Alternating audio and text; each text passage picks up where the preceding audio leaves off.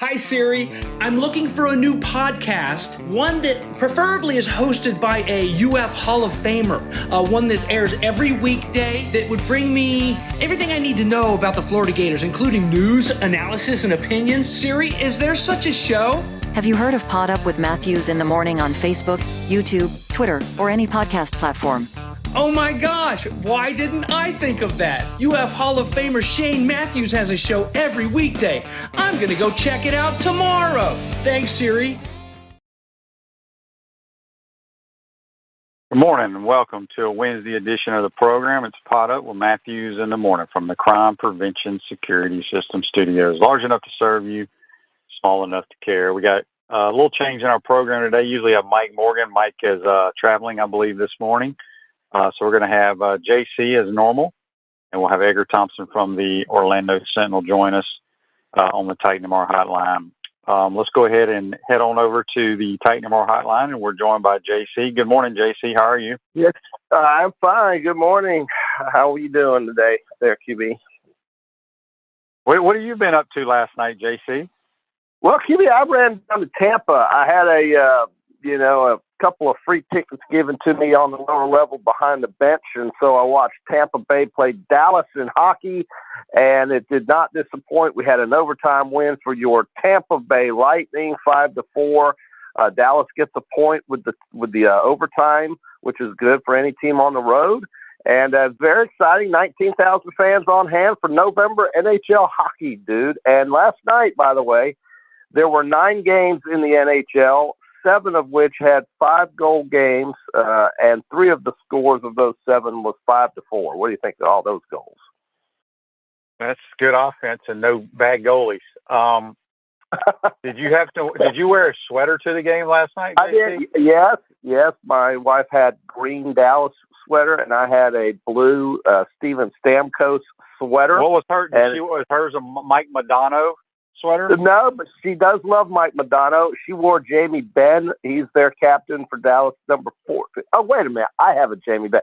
She wore Tyler Sagan's 91. That's right. Okay, I'm sorry. 91.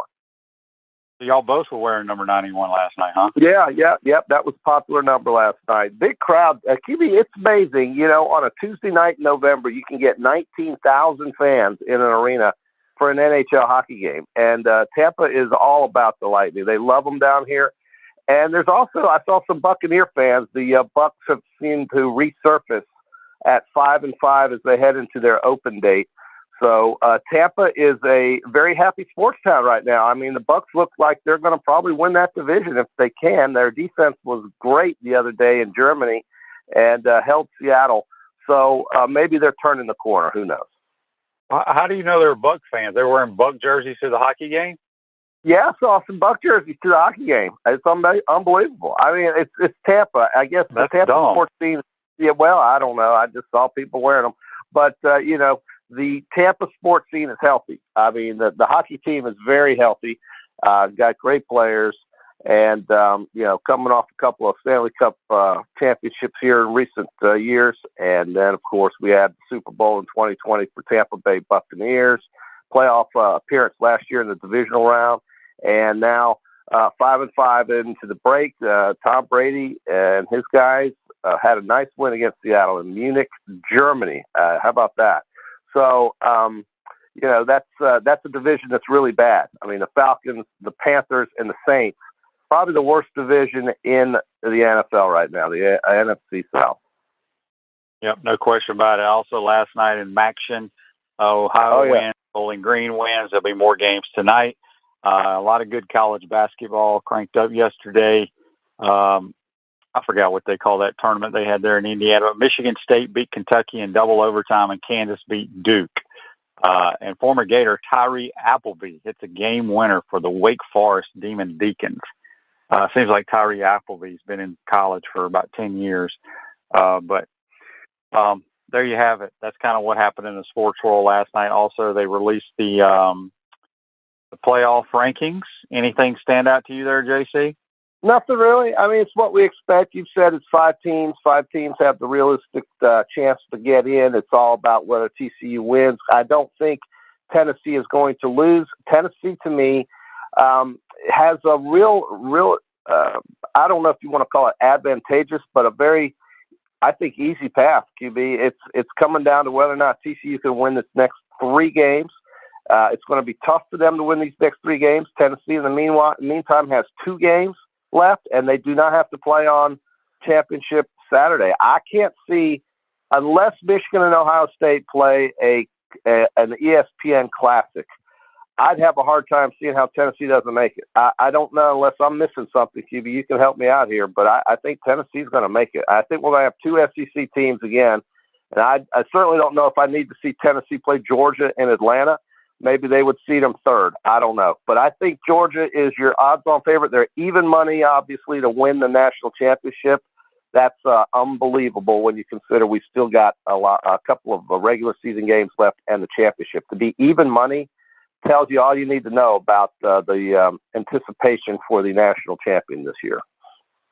Yeah, I think it's going to be, quite honestly, I mean, it all depends. TCU's the wild card here. They win out, they're in. They lose a game, they're out.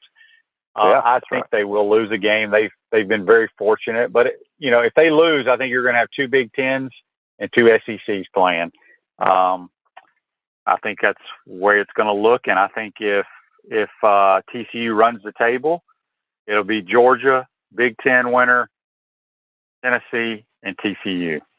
I think you're right. Tennessee is sitting in the driver's seat. Them and Georgia are locks, if you ask me. Yeah, I mean, and really, Tennessee's just got 2 games to win. They've got to beat Vanderbilt, and they've got to beat another team. South Carolina. They should have no problems or issues, and then they're done. They'll have an 11-1 season. They were giddy last year at Tennessee when they went to the bowl game. They lost to Purdue, but they were giddy. They were giddy because they felt like they were competitive again. And, of course, this coach has come in and changed the offense up. And now look at them at 11-1 in all likelihood. You've got nothing to worry about, I think, if you're 11-1, assuming TCU is beaten. So, and even if they're not, if Michigan gets blown out against Ohio State, don't you think maybe they could still slip in, or am I missing something? Well, if that's the case, then I think USC has a chance to slip in if they beat Notre Dame and UCLA. And I don't know who they're going to play if they win. I haven't even followed the Pac-12, so I don't know who has potential of playing for their championship game. They would probably play Oregon in their championship or Utah. Yeah. So, yeah, if they play Oregon or Utah in their championship, say they win, I think the committee, and I don't know if they think about this, but it would be great for the college football playoff geographically if Southern Cal were to slip in, because one of the semifinal games, QB, is in Phoenix. And they would obviously try to get Southern Cal to play that game there if they were to slip in. And then if they were somehow win that game, the national championship game is in Los Angeles, California. Right. So I mean, that would fill the stadium, and you'd have Georgia beat them by 40 points. So, I mean, I don't know. That's just hypothetical, but you've got Georgia likely playing 2 games in Atlanta in their postseason this year. Now, how good is that for the Georgia fans? They won't have to travel. They will not have to travel. So, I mean, it's all lining up for the Bulldogs, QB. It's very simple. Yep. Are you in the market to buy or sell your home? Doreen Weeby, a realtor with Caldwell Banker M.M. Parrish, will provide you with fast, friendly, and reliable service. Call her today at 352-562-1411 to help your dreams come true. Speaking with JC on the Titan More Hotline, going to have Edger Thompson from the Orlando Sentinel join us. Mike Morgan had some travel issues this morning. Text on the Titan More text line from Chris in Cottondale. He says, give me your thoughts on Jack Miller's strengths and weaknesses and fit, how he fits going forward, and do you think he can be a successful QB? I mean, I've only seen him throw in practice. I saw him in the spring game. He's a good thrower of the football. He's got a little bit of mobility. He can run to keep a defense honest. But I right now, Kitna is the backup. So there you have that. All right, we got a couple of Facebook Lives I want to get to real quick, JC, if I can find them here. Yeah. All right. This is from Greg on Facebook Live, brought to you by Mellon Law. He says, QB, did you see AR's explanation for his inaccuracy? says he doesn't realize his wide receivers' game speed. I did not see that. Maybe Edgar can comment on that, but that's silly if you ask me. The speed of your wide receiver is no different in a game as it is in practice. JC, you still there? Well, yeah, I heard Jason, our producer, there for a minute hop in, and I missed what I you wasn't said. sure what was going on. Okay. Yeah. And then Scott says on Facebook Live, brought to you by Mellon, Georgia repeats, their fans will be even more insufferable. Well, I mean, what would you expect, QB, from a fan base that's gone back to back? I mean, what and has taken over the kingdom or the emperor's chair of college football? Well, I mean, really, what would you expect? Would it be any different here or anywhere? No. I mean, every fan base they're all crazy, and if you're not a part of that fan base, you hate them. That's pretty much where it is. So, Okay, so we just got another text on the Titan MR text line, and says that question came from Edgar. I'm sure he will comment on that. Okay, well, good. I've never heard anybody in my entire. Have you ever heard anybody talk about them having issues throwing the football and being accurate because of their speed of the game from their own wide receivers? No, I haven't heard that. Yeah, I've never heard that. I mean, I don't know. I mean, these guys practice the way they should practice. Hopefully, the way they want to play. I would guess, but maybe not. I don't know. You would know more than me. Yeah, I've never even ever in my entire life heard that. So that's new to me. The National Football League, JC, we didn't get to talk about it, but Monday night, there's no longer any more undefeated teams. The Eagles go down to the Commanders, the Redskins, whatever you want to call them. And I didn't realize this, but the Redskins are 5-5, and they're in the hunt. And they're a pretty good team, and they're a much better team with Taylor Heineke at quarterback. He only threw for like 200 yards, but he just brings energy, and he protects the football. Well, Carson Wentz is a human turnover. If you're in charge of the Redskins, because I think he comes off IR, do you think he cannot? If you're Ron Rivera and you like your team and you like your job, you cannot put Taylor Heineke on the bench. They're 3-1 with Taylor Heineke, I think, as a starter here recently, and they, like you said, they bring it to a different gear. They play at a different gear, a different level. QB, the time of possession in that game the other night with Philadelphia was overwhelmingly on the side of Washington, and they could run the ball. And just imagine defensively how they're going to improve when Chase Young gets back on that field. They have not played Chase yet. He has not played yet. So in 10 games, you've missed out probably your best defensive lineman who's about to come back.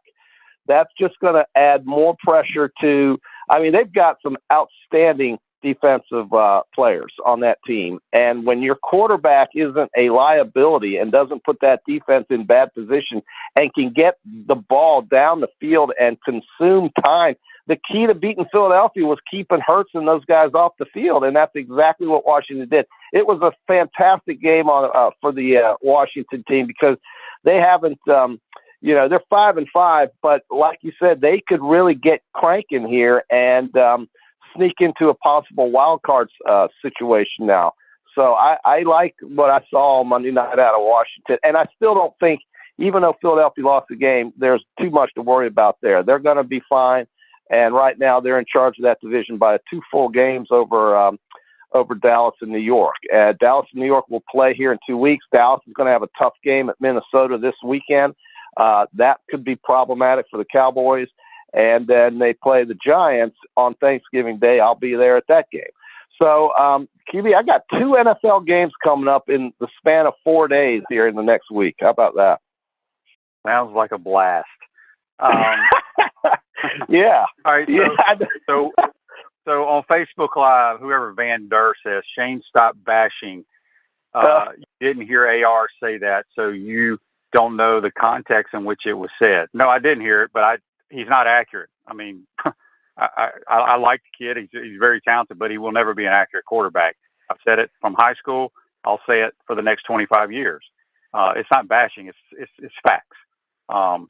So I try to speak on facts and what I see and what I believe. So take that for what it's worth. Greg says Philly would make a big play and then fumble. Yeah, Philly fumbled the ball. You know, y'all in the NFL, like any level of football, usually whoever wins the turnover battle will win the football game, and the Eagles just turned it over quite a bit the other night. Yes, they did, but you got to hand it to Washington. That some of those were forced turnovers. They controlled the game with the time of possession. I watched the whole damn thing, and as for Anthony, I'm not sure why people are concerned about Anthony right now at this point. He's played his two best games, or two of the better games of the season here recently, and they're headed into an easy game this weekend, I believe. And then Florida State. I mean, you've got a lot to think about here. So folks didn't have Florida winning more than 7 games, and those who took over 7.5 could get paid if they can win these last 2. So I don't know. I think this is a nice situation to fall on to Vanderbilt this weekend. Not worried about the weather, but it will be cold. And then Florida State on a short week. Yeah, I mean, it's going to be like 42, 45 degrees. That's not really cold. Rick says on Facebook Live, Shane, do you have any info on the Chargers' Chris Rump's knee injury, kid from Buchholz? I do not. I didn't know he was injured. I really don't follow the NFL that closely, Rick. I just watch some games here and there. Cliff mentions Malik Davis has performed well the last 2 games for Dallas. Yeah, that may be the most surprising thing of the kids, the Gators that are in the National Football League as rookies, is Malik Davis getting playing time. I wasn't quite sure if he would make a roster. He's not the biggest running back, but he has played extremely well for them. Real quick, JC, a text on the Titan More text line says, Shane, I hope Jonathan Odom keeps getting playing time. Maybe he'll work his way into a starting position in the future for the Gators. Appreciate the text, Daryl. Yeah, he played well the other day. I got another, everybody. So this is all based on a question that Edgar asked, and we will have Edgar on in the second portion. He said, AR said he misjudged how fast the receivers are. Edgar asked how he can make a difficult, spectacular throw, but not make the simple throws. I mean, I don't know how to answer that.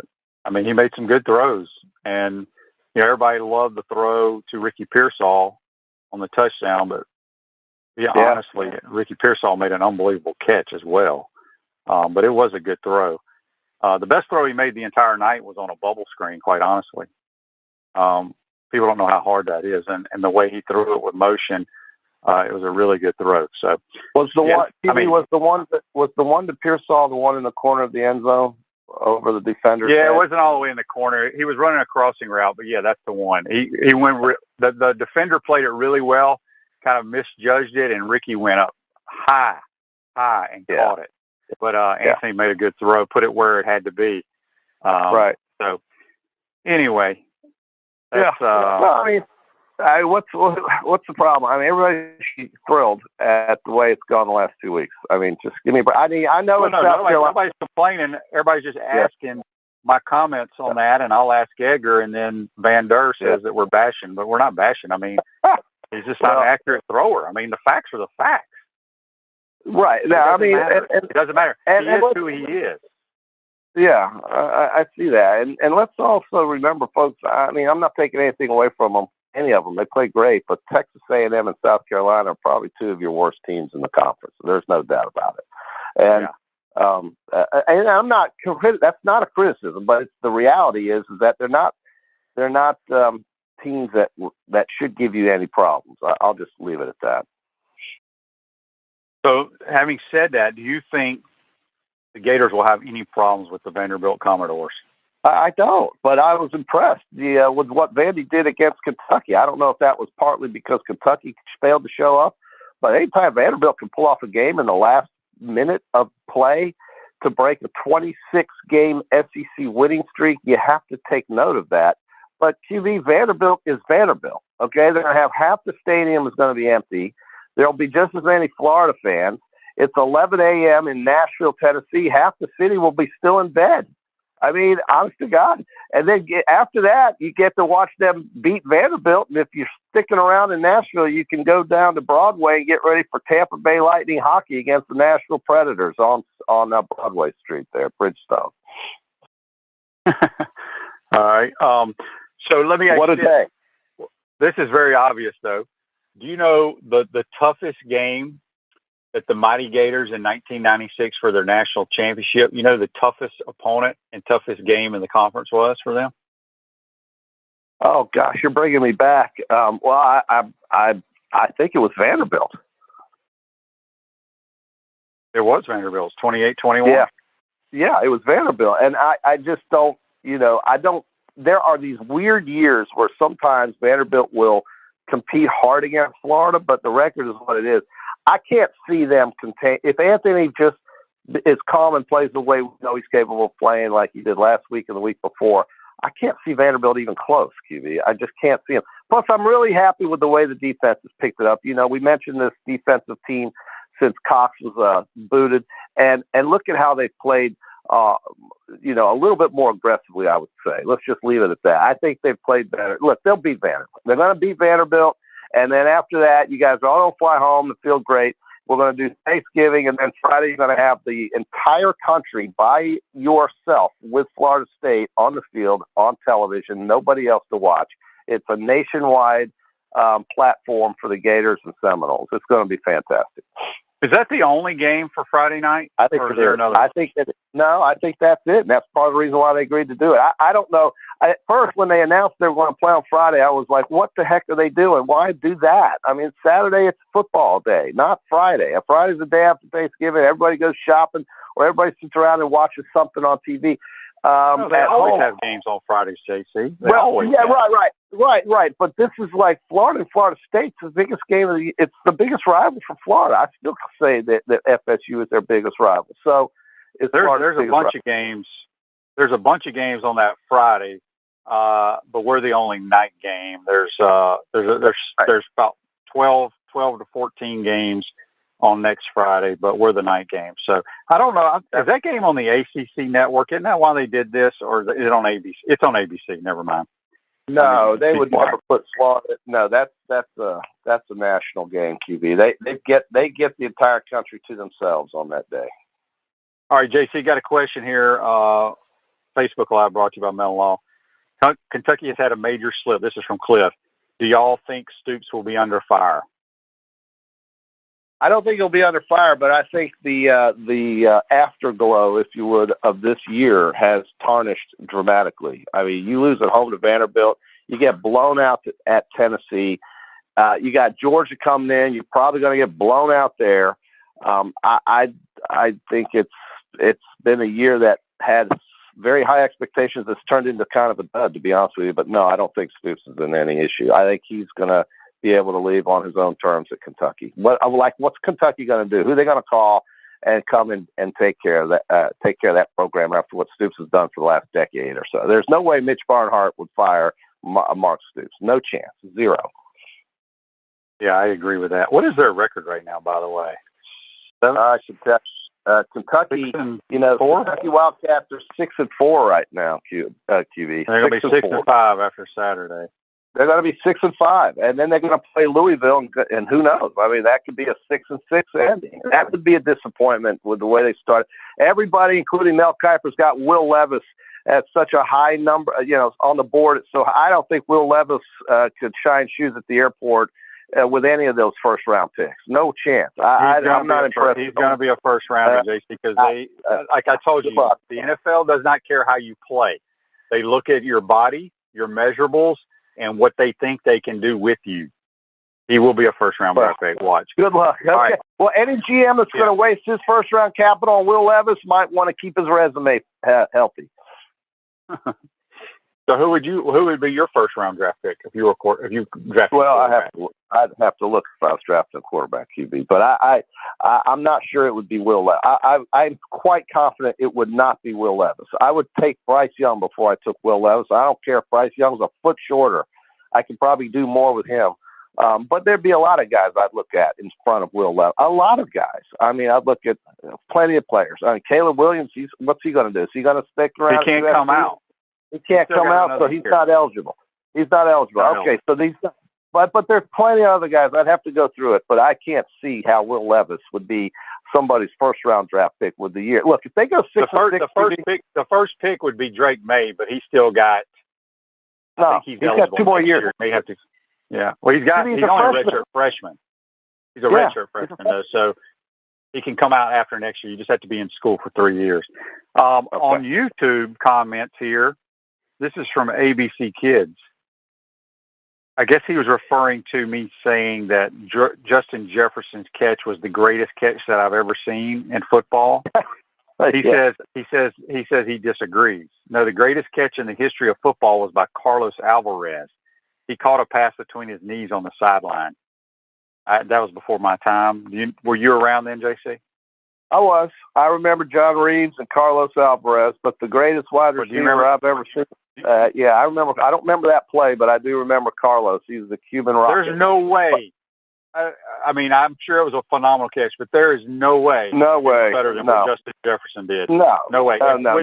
And with the situation, the catch was great, but the situation and the game on the line to, what was it, 4th and 16 or something like that? It was 4th down and 18. 4th down and 18, and Kirk Cousins just threw it up there for a prayer. The game's on the line. It's over if he doesn't complete that pass.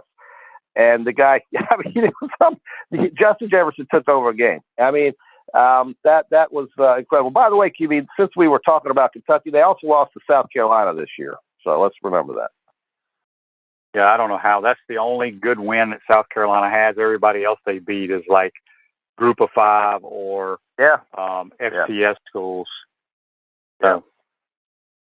At Chris Doring Mortgage, they do mortgage lending right, helping home buyers throughout Gainesville and North Central Florida. Call Chris Doring Mortgage today at 352-244-0840. Tony, I think, is joking. He said Trey Everett made better catches than Jefferson. I don't know about that. One of the other, we remember Chris Collinsworth as an old-time Gator wide receiver. He was pretty good. He wasn't anything that great. But Wes Chandler's a guy that not many. Yeah, your generation QB wouldn't remember him, but guys like Pat Dooley. Wes Chandler and the Chargers. Him and John Jefferson. Wes Chandler was my favorite part of the wide receiver, number 89, and he did it with a quarterback that was very limited in his ability to throw a football. It was just unreal what that guy could do. Any of the old Gators who saw games in the 70s would remember Wes Chandler, number 89. That guy was incredible. He played in the NFL with the Chargers, and like you said, with the Saints. But I think he was one of the best ever to play here, certainly. All right, before we get you out of here, JC, Robbie on the Titan MR text line must be a hockey fan too. He says, JC, who do you pick early in the season to play in the Stanley Cup Finals? Oh, man, it's so hard. It's so hard. But the surprise of the league are 2 teams in the East. That would be your New Jersey Devils at 13-3 and your Boston Bruins at 14-2. And when you think about it, these are games that are played every other night on the road all over America, and to keep your ability, keep your standard of play at a level that allows you to win games on a consistent basis is very hard to do. And you've got Boston at 14-2, Jersey at 13-3. In the West, the Vegas Golden Knights are very, very good. They're very fast. So if you are going to pin me down on November the 16th or whatever the heck it is, with 4 full months to go, it's impossible because of injuries to predict the Stanley Cup winner. But I'm going to go with. Well, we predict before the football season who's going to go to the Super Bowl. Well, yeah. Okay, that's fair. I'm going to go with the Boston Bruins against the Vegas Golden Knights. How's that? Okay. Let me ask you this, JC, because you're a huge hockey fan. I watch just the playoffs. You talk about there was 19,000, and we know Tampa draws a great crowd every time they play there. We know, the Rangers, all these different teams. Where in the National Hockey League is it like the Tampa Bay Rays fan base? Is there a place where like nobody shows up for hockey games? Yeah, that would be your Arizona Coyotes, who are in Phoenix, Arizona, and they got basically booted out of their arena in Glendale, which is right next to the Big Toaster where the Cardinals play, and they're playing in a 5,000 seat, basically a gymnasium on the campus of Arizona State University. And before that, though, they would draw half the arena. And so why there's a franchise in Arizona or in Phoenix specifically is not known, because I don't see how they look, it's been very popular in Los Angeles. They've won Stanley Cups there. It's been obviously very popular in Tampa. They've won Stanley Cups here. They've even won a Stanley Cup in Raleigh, North Carolina, which is very popular. The Carolina Hurricanes are very, very popular there. They love them there. They love them there as much as they love just about anything else in the Triangle, except maybe Duke basketball. But that's not loved by everybody. So in Raleigh, North Carolina, the Hurricanes are very popular. But to answer your question, it's clearly the Arizona Coyotes. So there's only one. Everybody else is pretty much 75% full. Yeah, it's actually very true. I mean, Buffalo struggles to draw because, first of all, the arena is in the wrong part of town, like where it's so damn cold that it's literally right on the lake there, and Buffalo. So they're not sitting outside, JC. They're indoors. I know, but you got to go downtown to go to a game on the middle of the week when it's 12 degrees outside. Maybe you might just want to stay home and go to work the next day and feel good. I don't know, maybe not, but the folks in Buffalo have suffered greatly with the ineptitude of that franchise, and it's too bad because they would really do well if they just had any kind of a capability to be competitive. The Buffalo Sabres, it's a great name, it's a great sounding franchise, but it's inept and it's woeful, and they don't ever win, and it's too bad because the fans deserve better in Buffalo. But that's another organization that struggles greatly to fill the arena. And when New Jersey's not winning, I mean, who the hell wants to go in the middle of Newark, New Jersey at 7:30 at night to go to watch so they don't draw that well either. But now that they're winning, they might. But those are some of the franchises that have trouble drawing crowds. But other than that, the places are generally pretty full in the NHL. All right, that's our National Hockey Report brought to you by Horn Dog. All right, JC, we'll talk to you on Friday. Get your picks ready, my man. We'll get them ready. We'll see you guys then. Take care. All right, that's JC joins on the Titan More Hotline. Got to take a timeout. Come back.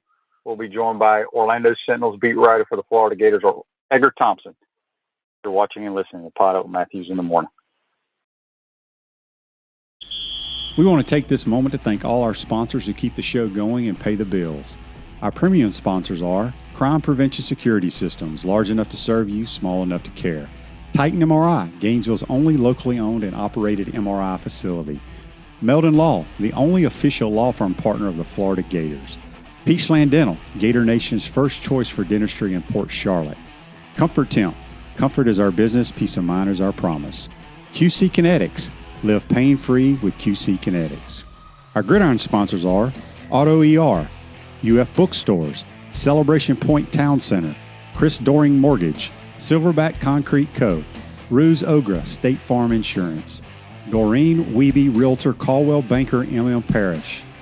Our touchdown sponsors are Campus USA Credit Union, Adams Rib Company, Gator Dominoes, Celebrate Primary Care, Gator Bait Media, Okido America, Style Cuts, Ironwood Golf Course, Big Mills Cheesesteaks, MB Listing, McDonald's of Gainesville, 84 Lumber, Tropical Smoothie Cafe, Avra and Smith, Dowling Signs, Baker's Sporting Goods, Silver Cube Billiards and Sports Bar. If you are interested in promoting your business on the show, visit podupwithshane.com and click the Advertise button. Again, thank you to all the great businesses that support the show. If you like what we are doing here, make sure you follow us and support the businesses that support us. Good morning, and we're back on the Titan MR Hotline. We'll have Edger Thompson here in just a second, but at first, Celebration Points, where the Gators go to celebrate with premium brands like Bass Pro Shops, International, Diamond Center, Regal Cinemas, Dave & Buster's, Nike, Wawa, the Gadget Guys, and the HBC's restaurant. Spurrier's Gridiron Grill now selling head beer, Coach American Lager, and draft in 16-ounce cans at Spurrier's, Visors, Gator Games, and select stores across Gainesville. We'll see you at Celebration Point, where the Gators go to celebrate. Let's head to the Titan More Highline now. We're joined by Orlando Sentinel's beat writer for the Gators, Edger Thompson. Good morning, Edger. How are you? Doing great, man. Can I Celebration Point story? Absolutely, you can. So we're on Sunday, we went to Spurrier's for brunch.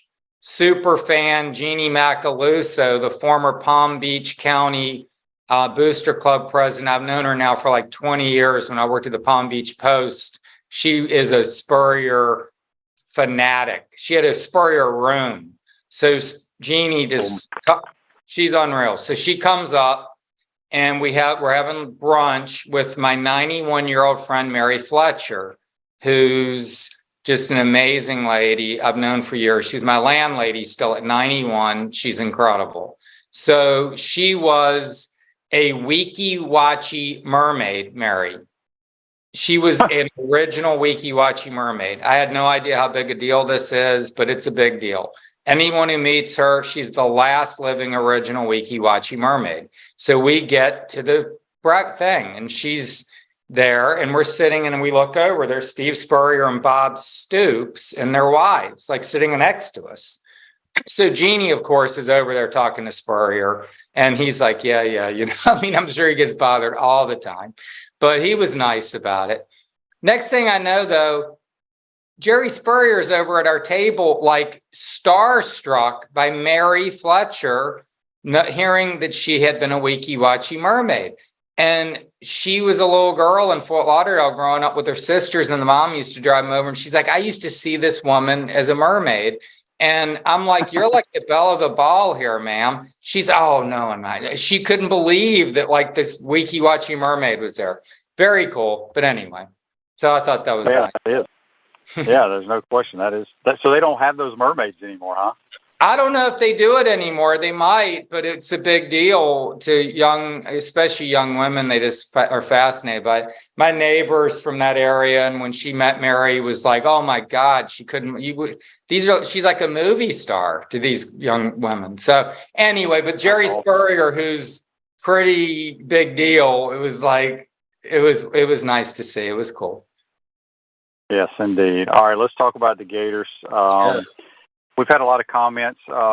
First of all, I want to get your thoughts on the South Carolina game. Obviously, a few days removed from that game, got to move towards Vanderbilt, but very good overall performance, wouldn't you say, by the entire team? Oh yeah, part of it's the opponent, obviously. Texas A&M had its issues, didn't even have its starting quarterback Weigman. The best player for South Carolina, Marshawn Lloyd, offensive player, wasn't available. So some of it's opponent. I mean, you come from LSU and Georgia to those two teams, you're going to look better. But the Gators are finding something too, I think. They're finding their identity a little bit with the run game. They are forcing turnovers. Their turnover margin has been great, +4 the last two games. I think they've rushed for 665 and a +4 turnover margin the last two games. That's going to win you a lot of games.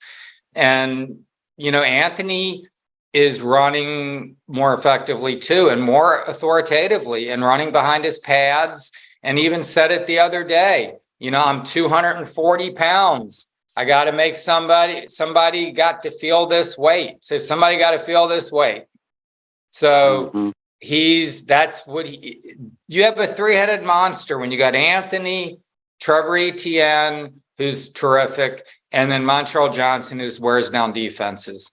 He gets stronger as the game goes. I'm sure you were playing with Eric Rett, weren't you? He was that kind of guy, wasn't he?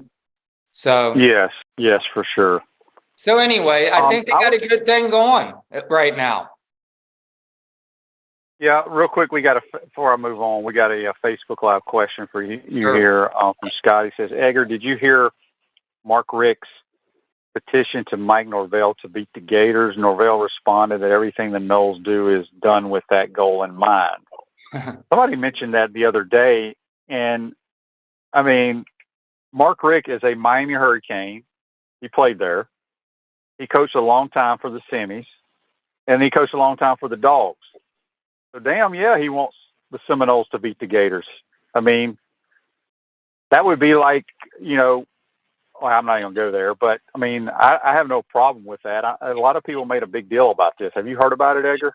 I didn't hear about it, but it's interesting and understandable, as you said, for sure. I mean, didn't he coach Charlie Ward? Or would he Wanky at least? I think he chose. No, he was there. He recruited me. He was coaching at FSU, Yeah. Because Charlie and I were recruited the same time. He Mark coached Richt was the quarterback coach. Yeah. So, I mean, look, he's a Bowden guy, man. And he played, as you said, at Miami. It's funny, when I worked at the Palm Beach Post and first met Mark, who I think's a class guy, I always liked him. He's a very nice man. He was like, oh, really? Because I used to read that paper as a kid because he's from Boca. So he's a good dude. But yes, I mean, sure. Look, this is a heated rivalry, and there's a lot of emotion around it. And this is going to be the first good build up to that game in a long time, isn't it? Absolutely. Both teams will probably be, we know Florida State will be ranked. I have a little bit of a concern, not really a concern, because it could play into our favor as well. Their opponent this week are the Raging Cajuns of Louisiana, who it's basically runs the same exact offense we do. Okay. It gives FSU preparation of basically 2 weeks to prepare for the Gators when you think about it. Now, Billy can look at it and say, okay, well, this is what they did against these formations. We got to contradict and do this. But so it can play a favor both ways, but I'm not sure I really like them playing Louisiana the week before they play us. But we'll see. That's some great insight. I just jotted that down for our podcast later. I'm going to steal that. Yeah, and you may want to ask, you don't ask Billy about it this week because he's focused on Vanderbilt and the weather being 75 and sunny. It's not going to be cold. You cannot bring that up around the football team. But next week, bring that up and ask him on Monday or whatever it is. I wanted to ask you, Edgar, because you were there all summer long and the all season and everything, and I had so many people, and I don't know what made me think of this, but people. I don't know if it's Gator fans, but I had so many people telling me, why are we bringing these players from the Sun Belt, Louisiana, to come play for the Gators? What is Billy doing? Well, the two of our best players played in the Sun Belt last year, Osiris Torrance and Montrell Johnson. Did you ever hear people complaining about that before the season started? And if you did, how are those people reacting now? Does that make any sense at all? No, they did. People wondered, and they wondered particularly about coaching staff too. Patrick Toney, obviously, he's been in the crosshairs all season. Some of that's died down a little bit, maybe. I think it has.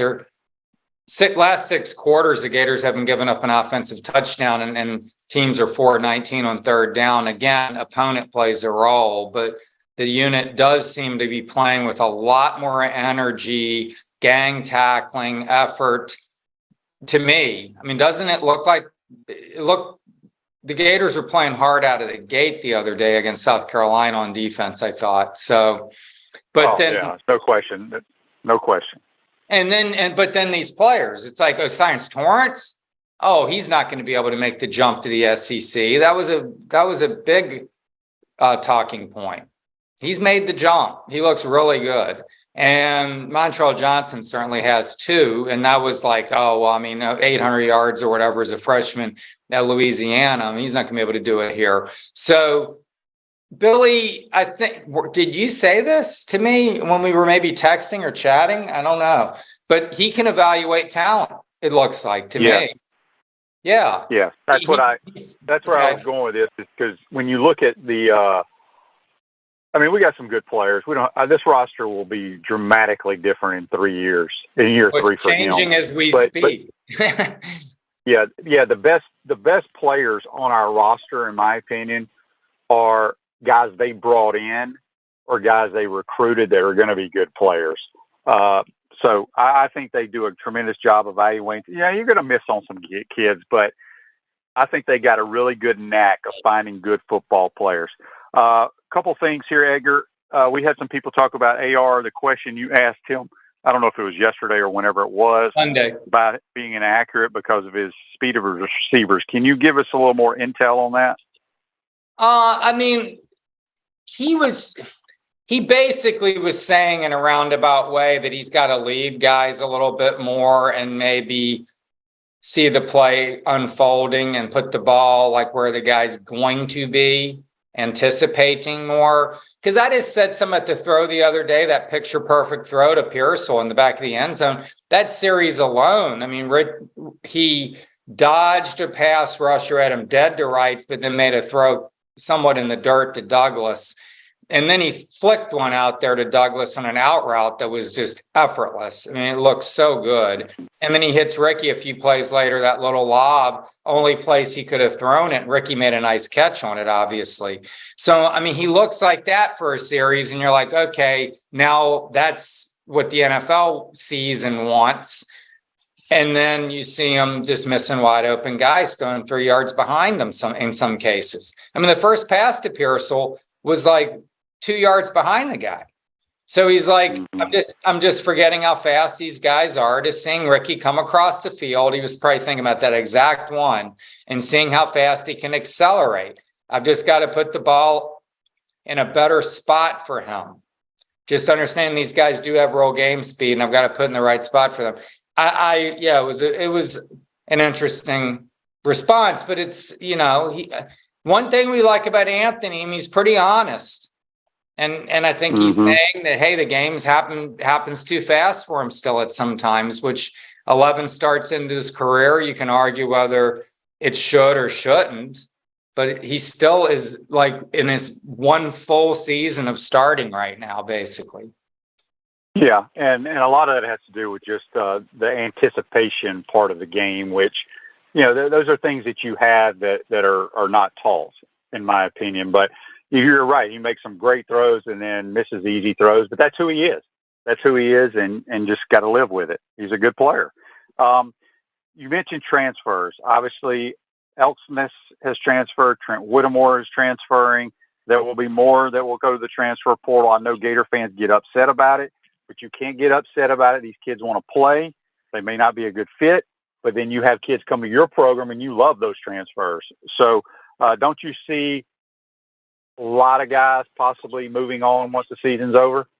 Yes, I have not, and I should. And in fact, today I kind of have a freer day because it's been kind of a grind, and I'm going to do some catching up, getting ahead a little. Look at the roster a little bit, because Elksmith, or however you say his name, I was intrigued by him when Tim Brewster signed him. 6'6", runs well by all accounts. I liked that potential. Didn't pan out. I think he injured his shoulder really badly, and he never was able to get going. Whittemore's just kind of been baffling. I was expecting him to be a key factor this year. I guess Ricky Pearsall kind of eclipsed him to some degree, but I don't know what happened with that. And then his brother, who's Steve Wiltfong, the 24/7 sports lead recruiting national guy, who I speak with from time to time, loved Creed Whittemore, loved him. Thought he was really underrated member of this class, better than his brothers. He said, I don't know the other brother, Lance or something. I don't know him, but no. Luke Whittemore played at Troy. Yeah. Okay, Luke. Sorry, I knew there was an L there. Anyway, so you had two Whittemores, and he thought he was the best of the three by considerable margin, and then he bailed on his commitment and went to Mississippi State, which everyone assumes where Trent's going to land. And Mike Leach will make something out of those guys, particularly Creed. I mean, he's throw him in the slot and turn him into Wes Welker light, So, I mean, the way he throws it around there. But I don't know, man. They're going to be more. It's the way it goes. Excuse me. Year ones, 6 guys who hadn't exhausted their eligibility, also walked on senior day, including Osiris Torrance, who was an 11th hour addition to the senior day list. I can't imagine why he wouldn't go to the NFL. I mean, he's going to be a top 50 pick probably, isn't he? I would think so, yeah. Yeah, but 3 guys who did walk, one of them was Trent Whittemore. Naquan Wright was another, who's basically, he's been phased out. And Lorenzo Lingard, who never really got on track here. he's a one of those fascinations for fans where it's like they keep waiting for him, because he certainly looks the part. I mean, the guy's built like a Greek god, and he's got some real acceleration, but there are just some holes in his game, obviously, he wasn't able to overcome. So, yeah, it's going to keep on going, man. And Billy's going to plug with transfers and this 2023 class. It keeps kind of rising the ranks. We'll see how high it can get. It's 8 right now after the Rashada flip, and has room to grow still. Yeah. Speaking of being built, if you lined up all the Gator offensive linemen and you said that guy's going to be an NFL guy, you would not pick Osiris Torrance. He probably has and this sounds terrible, but the worst looking body of all of them. If you know what I'm saying, when you look at him, he's definitely narrow shoulder, wider kind of, base. But he's got his fundamentals, his technique, and he's such a good football player. But that's my point is, just because these guys are 6'6", 325, 4% body fat or whatever, that doesn't mean you're going to even play in the NFL. I mean, you may not play in college. There's more to it than that, and he's a prime example, in my opinion. Edgar, before we let you go, let everybody know how they can follow you on Twitter and what you got working for the Orlando Sentinel. OS Gators is my Twitter handle. Please follow. And I actually am trying to write something on Montrell Johnson for Friday. I'm trying to get him and maybe a high school coach or mentor, because I asked Billy about just his ability to get stronger as the game goes on, and brought up the fact that he was on the staff when Derrick Henry was at Alabama. Now, I'm not comparing this kid to Derrick Henry, stature-wise or ability-wise, but good running backs, you've seen it. As we said, they get stronger as the game goes. So look for that. Appreciate the plugs, Shane. Absolutely. Appreciate your time, Edgar. Have a good day. We'll talk to you next week, my man. See you guys. Thanks. That's it. That's Edger Thompson. Join us on the Titan More Hotline. Take our final time out. Come back. Get to This Day in Sports and a few other things you're watching and listening to Pod Up with Matthews in the Morning. We want to take this moment to thank all our sponsors who keep the show going and pay the bills. Our premium sponsors are Crime Prevention Security Systems, large enough to serve you, small enough to care. Titan MRI, Gainesville's only locally owned and operated MRI facility. Meldon Law, the only official law firm partner of the Florida Gators. Peachland Dental, Gator Nation's first choice for dentistry in Port Charlotte. Comfort Temp, comfort is our business, peace of mind is our promise. QC Kinetics, live pain-free with QC Kinetics. Our gridiron sponsors are Auto ER, UF Bookstores, Celebration Point Town Center, Chris Doring Mortgage, Silverback Concrete Co., Ruse Ogra State Farm Insurance, Doreen Wiebe Realtor Caldwell Banker MM Parish. Our touchdown sponsors are Campus USA Credit Union, Adams Rib Company, Gator Dominoes, Celebrate Primary Care, Gator Bait Media, Okido America, Style Cuts, Ironwood Golf Course, Big Mills Cheesesteaks, MB Listing, McDonald's of Gainesville, 84 Lumber, Tropical Smoothie Cafe, Avra and Smith, Dowling Signs, Baker's Sporting Goods, Silver Cube Billiards and Sports Bar. If you are interested in promoting your business on the show, visit podupwithshane.com and click the Advertise button. Again, thank you to all the great businesses that support the show. If you like what we are doing here, make sure you follow us and support the businesses that support us. Welcome back to the Crime Prevention Security System Studios, large enough to serve you, small enough to care. Ruse Ogre State Farm Office is a team of dedicated insurance professionals ready to help life go right with the right insurance options for you and your family. Visit OgreInsurance.com. Give them a call at 352-240-1779. I want to thank JC and Edger Thompson for joining us on the Titan More Hotline. This Day in Sports is brought to you by our good friends at Comfort Temp. Comfort is our business. Peace of mind is our promise. Give Comfort Temp Heating and Air a call at 352-376-2366.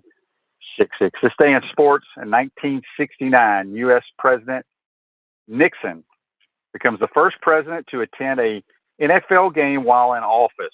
It was between the Cowboys and the Redskins, and the Cowboys won 41-28. That's This Day in Sports, brought to you by our good friends at Comfort Temp. Make sure we appreciate you along for the ride today. Tell all your friends and family about our programs, all the different platforms that they can join as well. If you want one of the Coach Spurrier t-shirts, they have a few left. They sold a ton of these, but it's the HBC Bowl t-shirts, the all-time winningest coach at UF and at South Carolina. You can go to the Spurrier's Gridiron Grill website and get you one of those where they sell out. Hope you enjoyed today's program, folks. Have a great day. We'll see you tomorrow. Take care.